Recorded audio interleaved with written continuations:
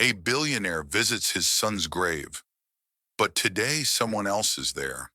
A girl alone, crying. She's not just any girl. She's holding a secret that could change everything he thought he knew about his son. Who is she? Why is she there? And what has she been hiding all this time? This is a story of loss, hope, and a treasure left behind by a boy who knew his time was short, but still had something big to give. Where are you watching from? Let us know in the comments, and don't forget to like and subscribe for more stories that touch the heart. It was a cold gray morning when Mr. Raymond Carter, a billionaire with more money than he could ever spend, visited the small graveyard on the edge of town. He wore a black coat and dark glasses, even though the sun wasn't out. His heart still hurt from losing his only son, Tyler, a year ago. Tyler had been just 10 years old, kind, funny, and full of dreams. As Mr. Carter walked toward the white stone with his son's name, he saw something strange. A little girl was sitting on the grass in front of the grave, her knees pulled to her chest, her face buried in her arms. Her clothes were torn, her shoes didn't match, and her hair was messy. But what caught his heart was the sound. She was crying. Mr. Carter stopped. No one ever came to Tyler's grave except him, and he didn't know this girl. "Excuse me," he said softly. The girl jumped and turned around quickly. Her face was red from crying, and her eyes were big and brown. She looked scared. "I'm sorry," she said, standing up fast. I, I didn't mean to be here. Please don't call the police." Mr. Carter held up his hand. "It's okay. I just want to know, why are you crying at my son's grave?" The girl wiped her nose with her sleeve and looked down.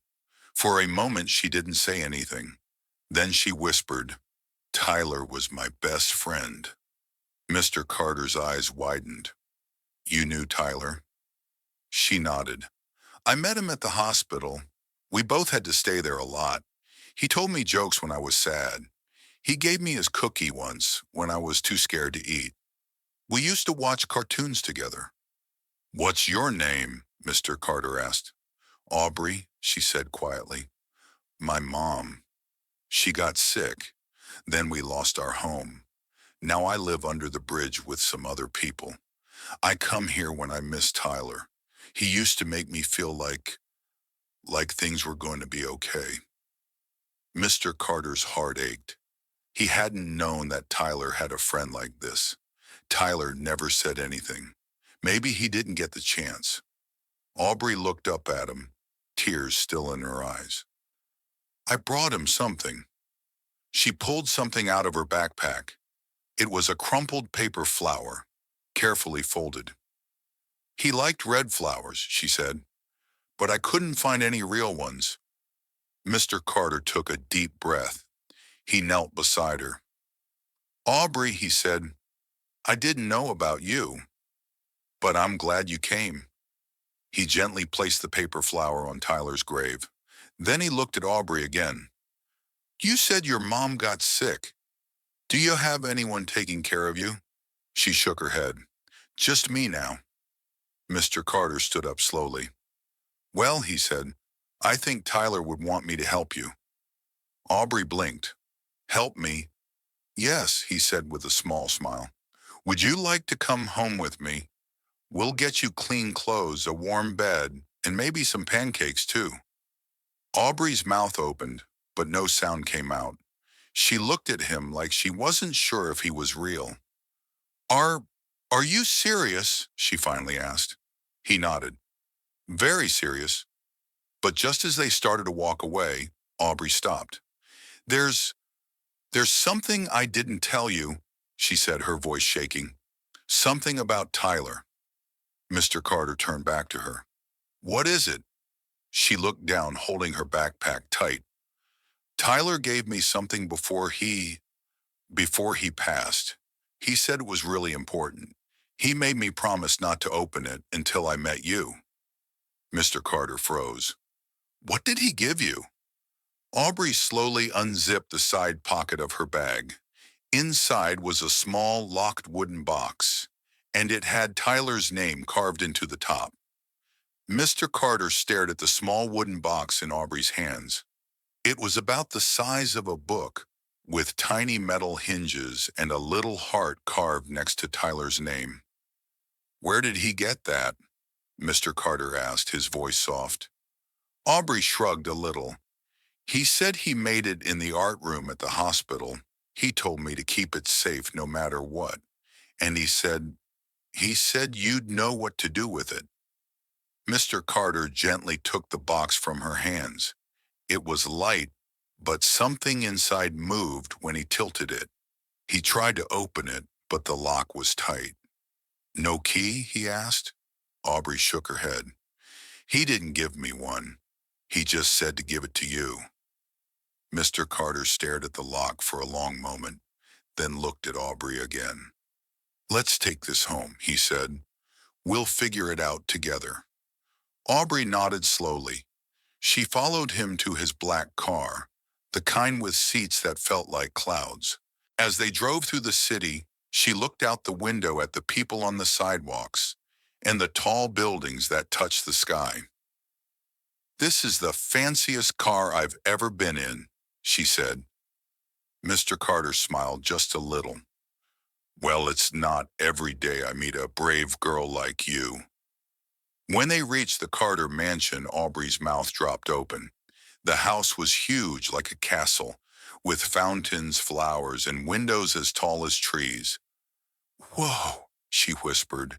Is this really your house? Mr. Carter opened the door for her. It's yours too now. Come on in. Inside, the house was even more amazing. There were paintings on the walls, soft rugs under her feet, and the smell of warm bread coming from the kitchen. A kind woman named Maria came out, wiping her hands on an apron. Oh, Mr. Carter, who's this? This is Aubrey, he said. She's staying with us. Maria smiled and bent down. Nice to meet you, sweetheart. I'll get you some clean clothes and something warm to eat. As Maria led Aubrey away, Mr. Carter walked into his office with a little box. He sat down at his big desk and stared at it again. He turned it over, checked under it, even shook it gently. Then he noticed something small in the bottom corner, a tiny carved letter. It was a T. He remembered something. One night, Tyler had asked if he could have an old key from the study. It's for a project, he had said. Mr. Carter had laughed and given it to him without thinking. That key was still in the drawer. He opened the drawer quickly, pushed aside papers, and there it was, a small silver key with a star on the end. His hands trembled a little as he slid the key into the lock. Click. The lid opened. Inside the box was a folded note, a shiny marble, and a photograph of Tyler and Aubrey sitting in a hospital bed, both smiling and wearing silly hats. Mr. Carter picked up the note and slowly opened it. The handwriting was small and a little messy. Dear Dad, if you're reading this, it means I'm gone. I'm sorry I didn't tell you about Aubrey. She's my best friend, and she's really brave. She doesn't have anyone, so I want you to take care of her. Please? I know you're sad, but if you help her, I think your heart will feel better. I love you. Tyler Mr. Carter stared at the note for a long time. His eyes filled with tears, but his lips smiled just a little. He placed the note back in the box and closed it gently. Just then, there was a knock on the door. Aubrey peeked in. She wore clean clothes now, and her hair was brushed. She looked like a different person, but her eyes still looked a little lost. Mr. Carter, she asked, can I see what was inside the box? He nodded and waved her in. As she sat across from him, he opened the box and handed her the picture. Aubrey smiled softly. He really did love that marble, she said. He said it was lucky. Mr. Carter looked at the shiny green marble. Something about it felt special, but neither of them knew yet that the marble wasn't just lucky. It was a clue that would lead them to a secret even bigger than the letter. Aubrey held the marble in her small hand, turning it slowly. It was smooth and shiny, deep green with a swirl of gold inside, almost like it was glowing just a little. I used to tell Tyler it looked like it had magic in it, she said quietly. Mr. Carter leaned closer. What kind of magic? Aubrey shrugged. He said if you held it in the sun, it would show you something.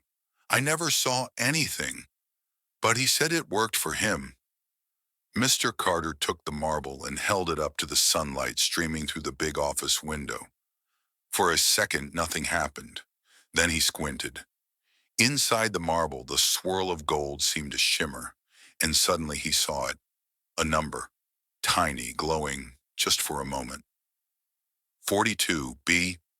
Mr. Carter lowered the marble and blinked. What is it? Aubrey asked. I saw something, he said slowly. A number. 42B. Aubrey's eyes widened. That's what Tyler called his secret spot. He used to say it was where he hid his best ideas. Mr. Carter stood up. Do you know where it is? I think so, she said. He told me it was at the hospital, but he said it was super secret. Only staff could go there. Mr. Carter grabbed his coat. Then we're going back to the hospital. The hospital hadn't changed much. Mr. Carter walked through the big glass doors with Aubrey beside him. People in white coats walked past, and soft music played from somewhere far away. A nurse at the front desk looked up. Mr. Carter, it's good to see you again. How can we help you? I need to visit a room, something called 42B. The nurse blinked. That's, part of the old storage wing. It's mostly locked down now, but I can ask someone to take you. Minutes later, a security guard led them down a quiet hallway that smelled like cleaning spray and old books. The lights above flickered softly as they passed rows of closed doors.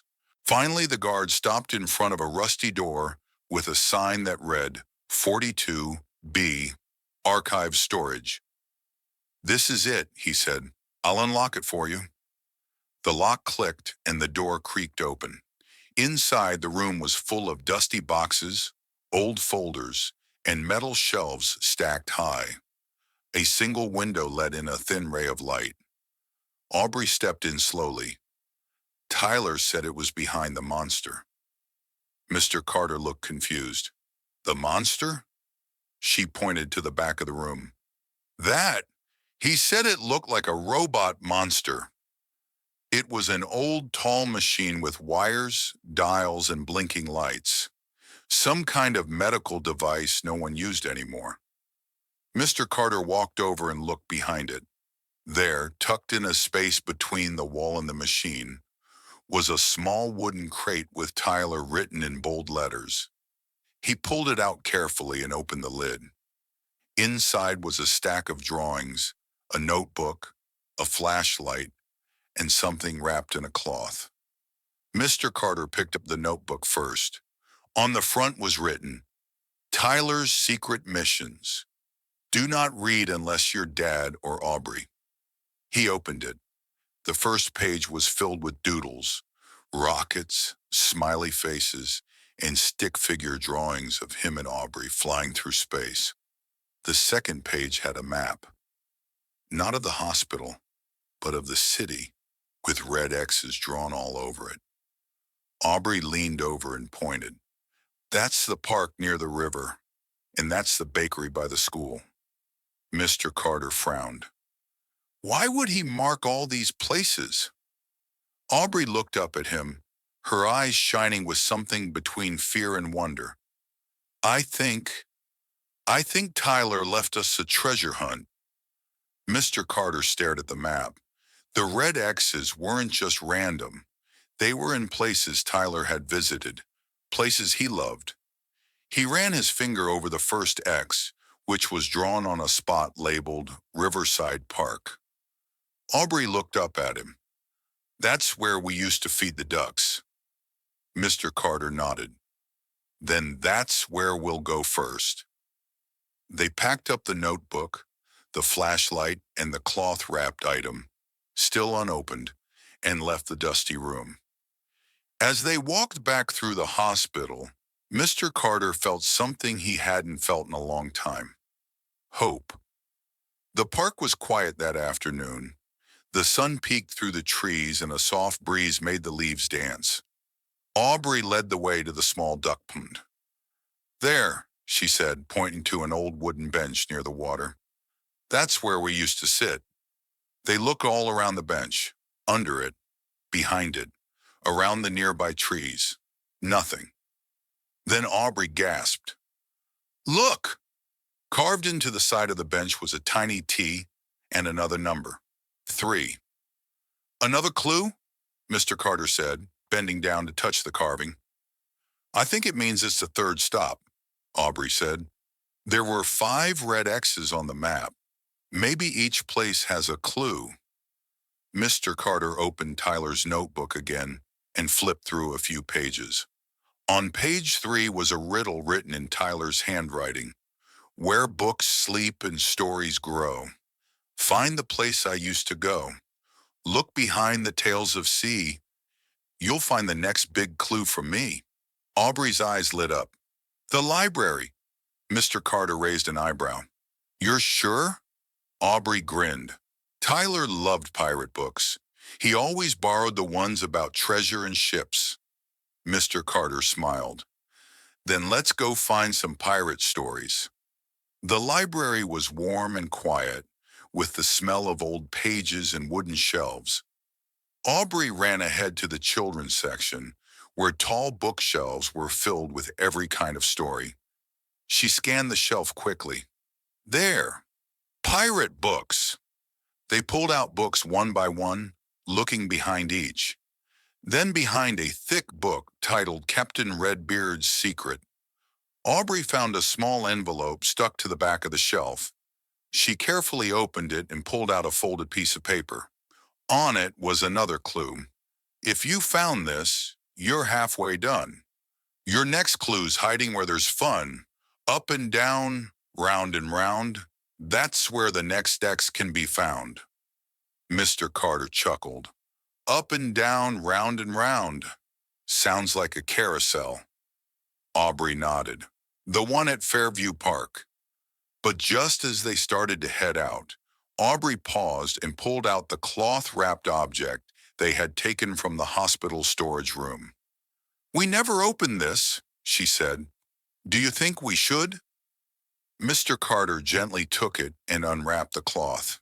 Inside was a photo album, but not just any photo album. Each page had pictures of Tyler, with Aubrey, with the hospital staff, with drawings he'd made, and tiny pockets. In the first pocket was a tiny key. They looked at each other. Mr. Carter's voice was quiet. "This isn't just a treasure hunt, is it?" Aubrey shook her head.